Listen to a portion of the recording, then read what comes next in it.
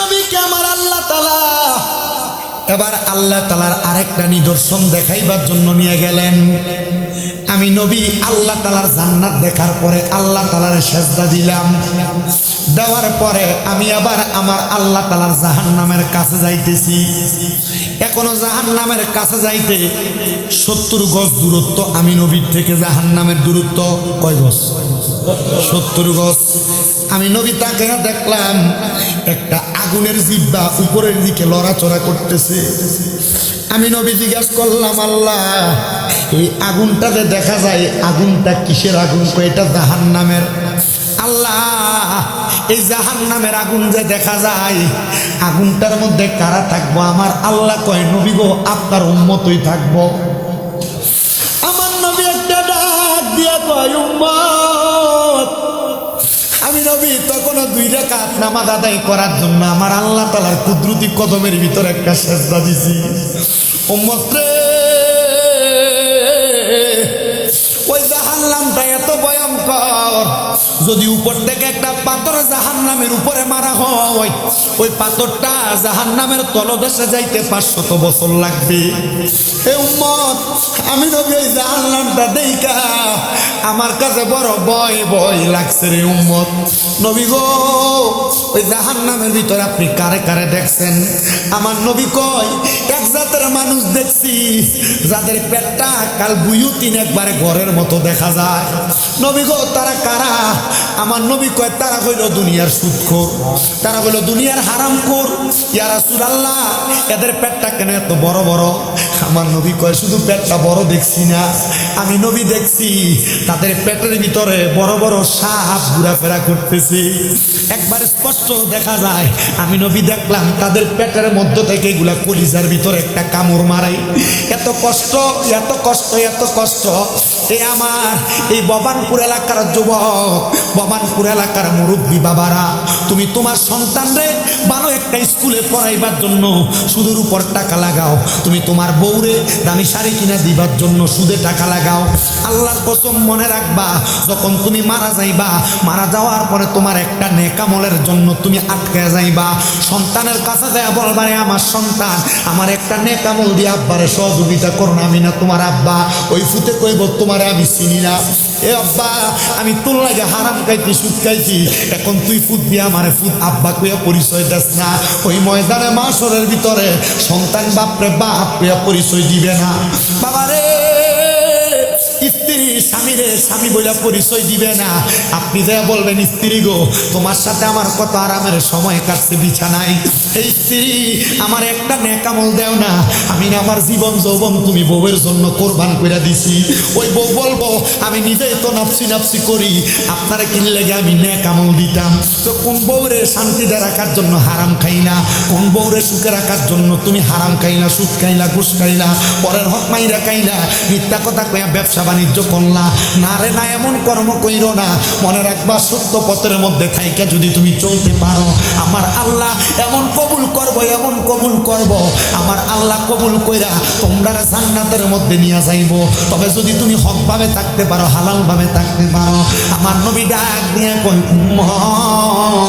ও আমি নবীর উম্মতের দলেরা, দুনিয়ার জমিনে এমন ভাবে চলবা, এমন ভাবে থাকবা, দেখবা আমার আল্লাহ তাআলা তোমাদের ইন্তেকালের পর তোমাদেরকে নাজাতের ফয়সালা করে দিছে। এবার আপনারা বলেন, বাবা আমরা নবীরে মুহাব্বত কইরা ওই জান্নাতে যাইতে চাই কি চাই না? রাসূল তোমায় ভালোবাসি অন্তরে, শুধু মুখে না, জান্নাতের আশায় নয় হে রাসূল, জাহান্নাম কেউ ডরি না। নবীর ভালোবাসা আছে না? আছে। একটু মুহাব্বতে কোন, হে রাসূল তোমায় ভালোবাসি অন্তরে, শুধু মুখে না, জান্নাতের আশায় নয় হে রাসূল, জাহান্নাম ডরি না। তোমায় পাওয়ার আশায় মন ছুটে যায় মদিনা,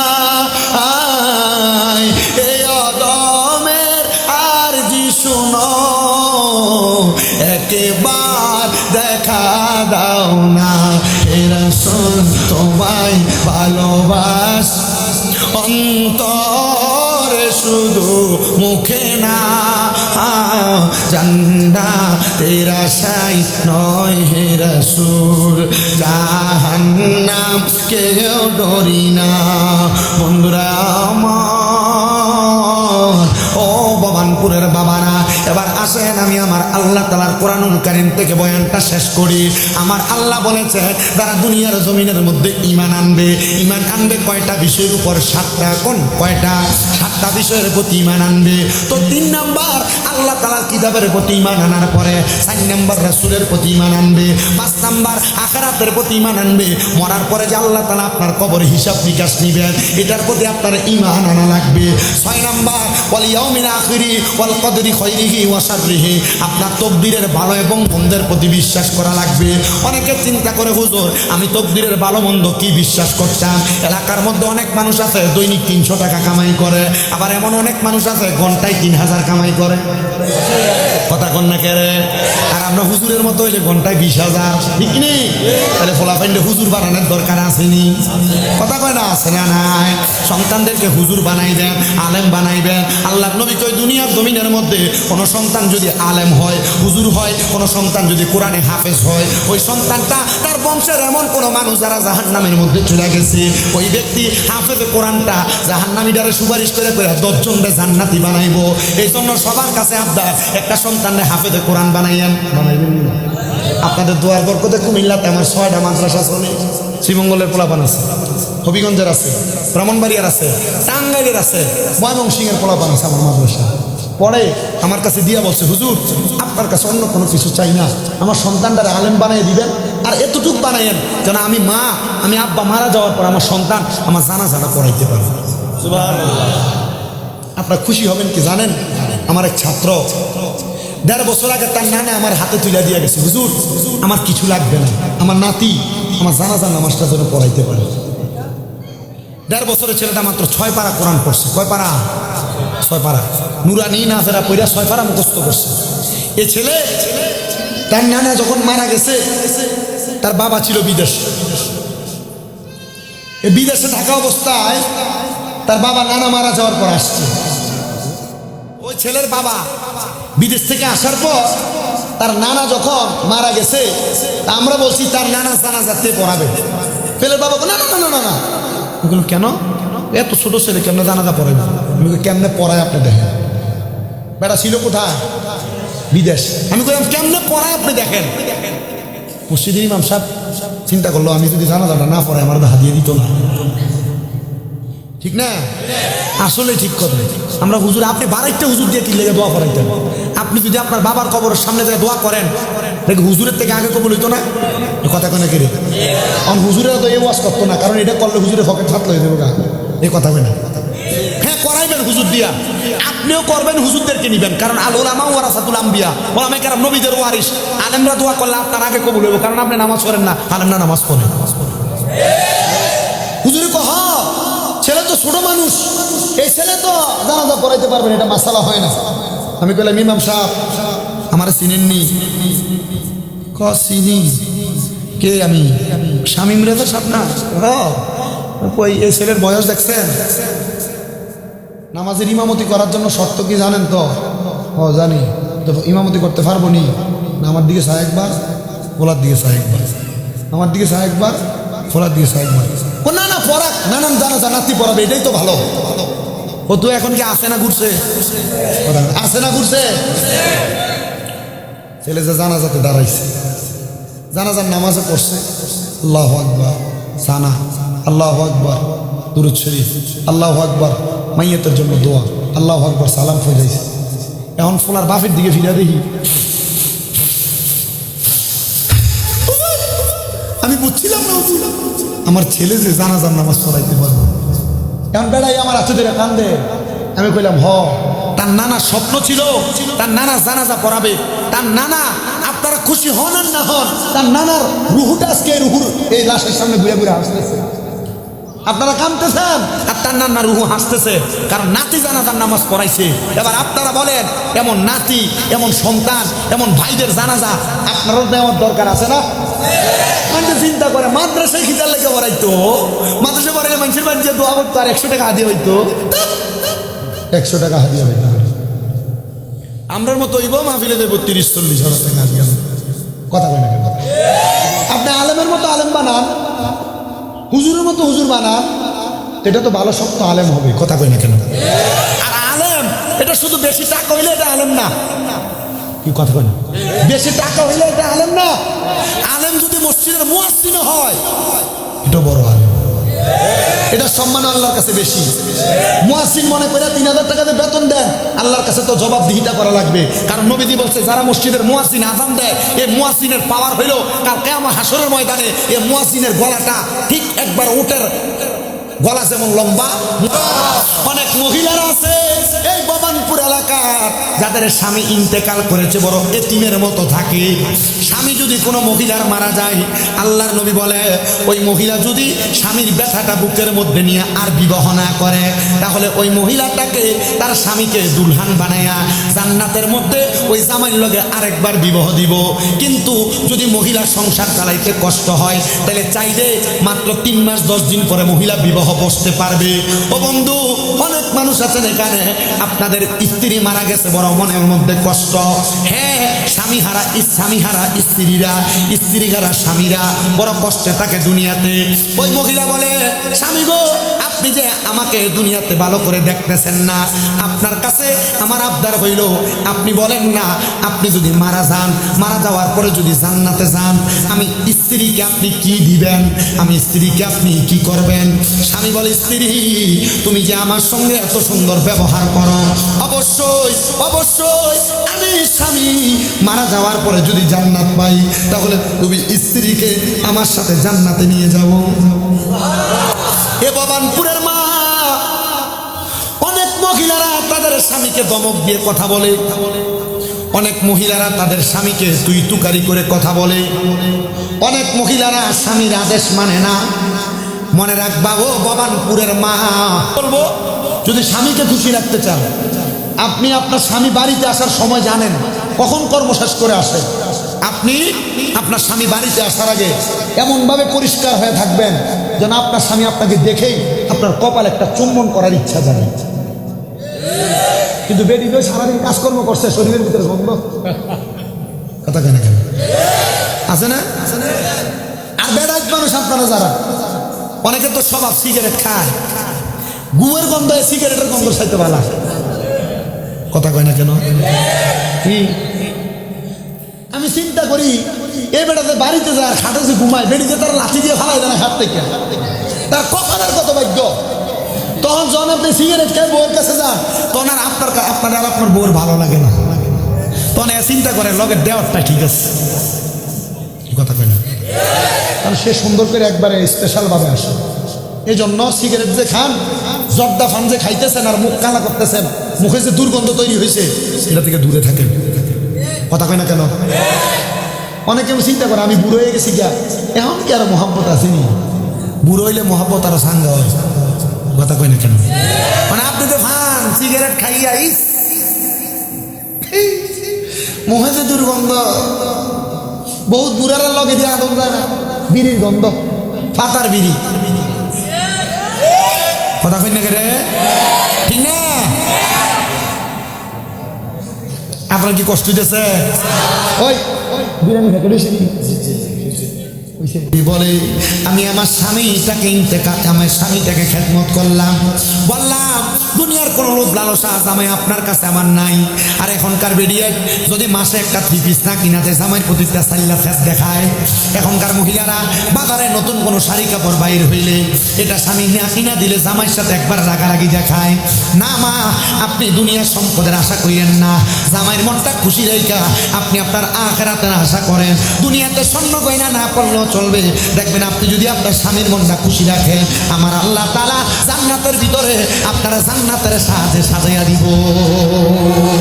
জবান খুলে জোরে জোরে বলেন সুবহানাল্লাহ।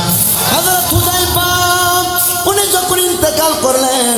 ইন্তেকাল করার পরে এবার হযরতে হুযায়ফা ছেলে হযরতে আবাহনী রাহমাতুল্লাহ আলাইহি তিনি বলে, আমার আব্বা জান ইন্তেকাল করার পরে আমি আবার মুরাকাবা করতে লাগলাম। মুরাকাবা, আমার আল্লাহর কাছে কান্না করলাম, মাবুদ আমার আব্বা জান তো অন্ধকার কবরে, আমার আব্বা কবরে কেমন আছে আমি একটু দেখতে চাই। এ যুবক ভাইরা, আপনাদের অনেকের মা মারা গেছে, এ মুরব্বী বাবারা আপনাদের অনেকের বাবা মারা গেছে। মাঝে মাঝে মারের স্বপ্ন দেখেন, বাপরে স্বপ্ন দেখেন, কেন দেখেন জানেননি?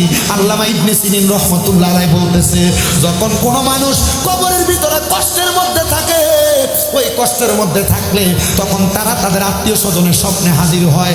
কারণ কি? আত্মীয় স্বজনের স্বপ্নে আইসা তারা বুঝায় দেয় তোমরা আমার জন্য দোয়া করো।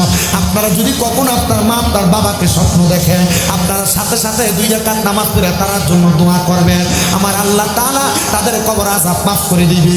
হযরত হুযায়ফা ছেলে আবাহনী রাহমাতুল্লাহ আলাইহি ডাক দিয়া কই, জগতের মানুষ, ও জগতের মানুষ, আমি আল্লাহর কাছে কাঁদতে লাগলাম। হঠাৎ করে আমি আমার ঘুমের ঘরের স্বপ্নের মধ্যে দেখতেছি আমার আব্বা জান্নাতের মধ্যে ঘোরাফেরা করতেছে। জোরে জোরে বলেন সুবহানাল্লাহ।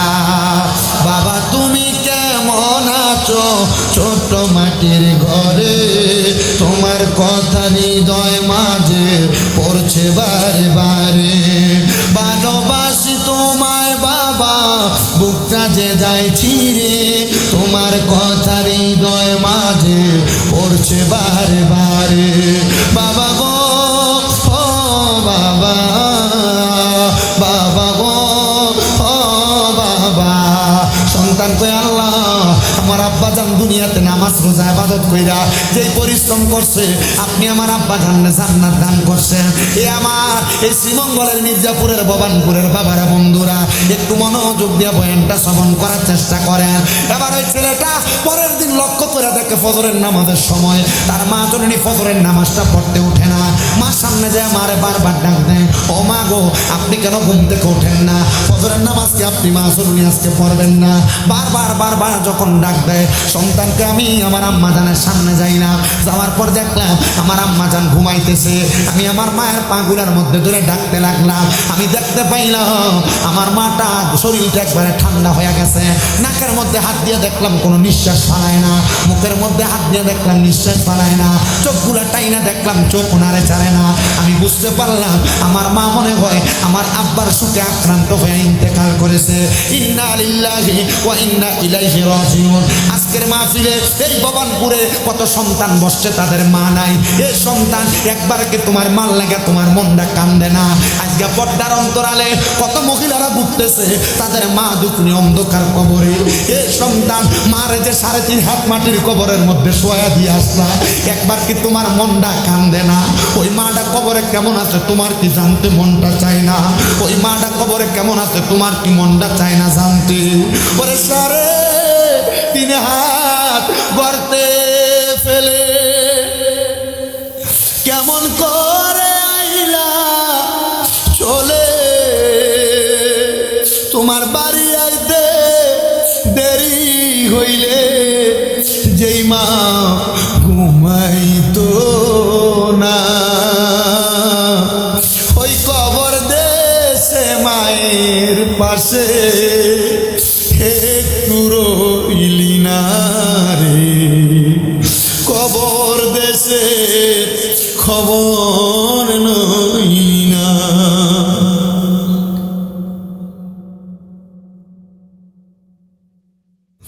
হযরত হুযায়ফার সন্তান বলে, রে আমি আমার মারে সুন্দর গোসল করায়া সাদা কাফনের কাপড় পরায়া আমি আমার মাটারে এবার দাফন করে ফেলছি জানাজা দিয়া। কিন্তু আমি বাড়িতে আসার পরে আমার ঘুমাইতে মন চায় না, আমার ভালো লাগে না, ভালো লাগে না। আরে কত সন্তান বাড়িতে আসে, কিন্তু আব্বা যে খাটের মধ্যে ঘুমাইতো ওই খাটটার দিকে তাকাইলে সন্তানের আর ভালো লাগে না। কত সন্তান বাড়িতে যায়, আগে বাড়িতে গেলে আব্বা আম্মার মুখ দেখতো, কিন্তু এখন মা কবরে আব্বার মুখ দেখে না, আম্মার মুখ দেখে না। এ সন্তান হযরতে হুযায়ফার ছেলে বলে, আমি কান্না করতে লাগলাম। কান্না করতে করতে আমি দেয়ালের সাথে হেলান দিয়া ঘুমায় গেছি। এমন টাইমে দেখলাম এই ঘুমের মধ্যে আমার কে জানি আইসা আমার মাথার ভিতরে হাত বুলিয়ে দিতেছে। আমি জিজ্ঞাসা করলাম, কে গো, কি আপনার পরিচয় একবার বলবেন নি? আমারে কয়, এ সন্তান, আমি তোর আম্মা জান, আমি তোর আব্বা জান। কি গো? আমার আব্বা না বলছে আব্বা দুনিয়াতে নেক আমল করার কারণে মরার পরে জান্নাতে যাইব, জান্নাতে গেলে আপনি মারে জান্নাতে নিয়ে যাইব। এ মা, আমার আব্বা কি আপনার জান্নাতে নিয়ে গেছেনি? ডাক দিয়া কই, সন্তান, হ্যাঁ হ্যাঁ, আল্লাহ তাআলা তোমার আব্বার সাথে আমার জান্নাতের মধ্যে নিয়ে গেছে। এ ভবানপুরের যুবক ভাইরা, মুরব্বী বাবাজিরা, পর্দার অন্তরালের মা বোনেরা, আজকের মাহফিলে কে জানি বসছো, তোমার মা অন্ধকার কবরে। ওই ছেলের মা যে জান্নাতে গেছে, ওই ছেলের বাবা যে জান্নাতে গেছে, অন্য কোনো কারণে না, নেক দোয়ার কারণে, নেক দোয়ার কারণে। আর ওই সন্তান নামাজ পড়া পড়া দোয়া করার কারণে মাঝে মাঝে ওই মার স্বপ্ন দেখতো, মাঝে মাঝে ওই আব্বার স্বপ্ন দেখতো। কই, তোমার যে মা মারা গেছে, তুমি একবার চিন্তা করে দেখো যে মা নিজে না খেয়ে তোমার খাওয়াইছে। আগে একবেলা ভাত না খাইলে মা তোমার বলতো কি পেটটা দি পিঠের সাথে লাইগা রইছে, এ সন্তান খানা দি খাও না। এখন তোমার মা কবরে 2-3 বেলা খানা না খাইলে কেউ তোমার একবার জিজ্ঞাসা করে না। তোমার আম্মা বড় কষ্ট করে তোমার মানুষের মতো মানুষ করছে। আজকে ওই মা অন্ধকার কবরে। সন্তান, তোমার ব্যাংকে লাখ লাখ টাকা পড়ে আছে, কিন্তু তুমি তোমার মারে 500 টাকা দিয়ে কিনে একটা কাপড় পরাইতে পারো না। পরাইবা কেমনে? তোমার মা তো অন্ধকার কবরে। বুইলা গেছো তোমার আব্বাজানের কষ্টের কথা। আব্বাজান সিরা জুতা পরতো, পায়ের গোড়ালিটা মাটির সাথে লাগতো, নতুন এক জোড়া জুতা কিনতো না। কিন্তু তুমি সন্তান রে নতুন জুতা যখন রাত্রবেলা কিনাই না দিত, শীতের রাত্রবেলা ওই জুতা পায়ে দিয়ে খাটের উপর তুমি সন্তান হাসতা। কিন্তু আজকে ওই বাবা কবরে, সন্তান তোমার আব্বা পুরান জামা কাপড় পরছে, তোমার নতুন জামা কাপড় পরাইছে। তোমার টাকার অভাব নাই, কিন্তু 500 টাকা দিয়ে কিনা আব্বার একটা লুঙ্গি পরাইতে পারো না। চিন্তা করো সন্তান, ওই আম্মা ওই আব্বা আজকে তোমার অন্ধকার কবরে। কিন্তু অনেক সন্তান ওই আম্মা আব্বার মনে কষ্ট দেয়, অনেক সন্তান ওই আম্মা আব্বারে খানা দেয় না, অনেক সন্তান ওই আম্মা আব্বারে আলাদা করে দেয়। মাপ চাই, মাপ চাই রে আমার ভবানপুরের বাবারা। কেউ যদি ওই মা বাবার মনে কষ্ট দিয়া থাকো, দমক দিয়া থাকো, ওই আম্মা আব্বারে আঘাত দিয়া থাকো, আম্মা আব্বারে বাত না দিয়া থাকো, না না না, তোমার মতো শ্রোতার আমার দরকার নাই। এখান থেকে বাড়িতে যাইয়া মার পায়ে ধরবা, বাবার পায়ে ধরবা, ধরে বলবা, মা ও আব্বা, আল্লাহর রাস্তে আমি সন্তানকে মাফ করে দেন। যতক্ষণ পর্যন্ত তোমার মা বাবা মুখ দিয়ে বলতে মাফ করে দিছি, ততক্ষণ পর্যন্ত মা বাবার পাও তুমি চাইরো না। কারণ কি? কারণ যদি তোমার মা বাবা তোমার মাফ না করে, আল্লাহ তোমারে মাফ করবে না। মা বাপ যদি তোমারে মাফ না করে, তাহলে আমার আল্লাহ তোমারে মাফ করবে না। এর সন্তানের দলেরা, একবার চিন্তা করে দেখো, তোমার মা বাবা তোমারে বড় কষ্ট করে মানুষ করছে। মা জননী সকালবেলা পান্তা ভাত গুলা খাইতো না, রাইখা দিত। আমার সন্তান দুপুর বেলা আসলে, রোদের মধ্য থেকে আসলে পান্তা ভাত গুলা খাইলে ফুতের কলজা ঠান্ডা হইব। আজকে ওই মা কবরে। সন্তান, বাজারে কত রং বেরঙের ফল দেখা যায়, কিন্তু তুমি তোমার আম্মা আব্বারে খাওয়াইতে পারো না। আম্মা আব্বা তোমার লাখ লাখ টাকা জায়গা জমি দিয়া গেছে, বাড়ি দিয়া গেছে। চিন্তা করে দেখো, মা বাবার পেছনে যদি তুমি প্রতি মাসে 1000 টাকার ফল কিনা খাওয়াইতা, 12 মাসে 12,000 টাকার ফল তো তুমি তোমার মারে খাওয়ানো লাগতো। মা বাপ যদি বাইচা থাকতো, প্রতি মাসে যদি 1000 টাকা করে হাত খরচের টাকা দিতা, 12 মাসে 12,000 টাকা হাত খরচের টাকা দেওয়া লাগতো। ওই মা কবরে, বাবা কবরে, আম্মা আব্বা যে জায়গা দিয়া গেছে, বাড়ি দিয়া গেছে, ক্ষেত পাথরে জায়গা দিয়া গেছে, এই জায়গাগুলা তুমি যদি ভাড়া রাখতা, মাসে যদি 5,000 টাকা ভাড়া দিতা, 12 মাসে 60,000 টাকা ভাড়া দেওয়া লাগতো। ওই মা বাবাকে কবরে। আজকের মাহফিলের আখিরি মুনাজাতে আমি তোমার মার জন্য দোয়া করব।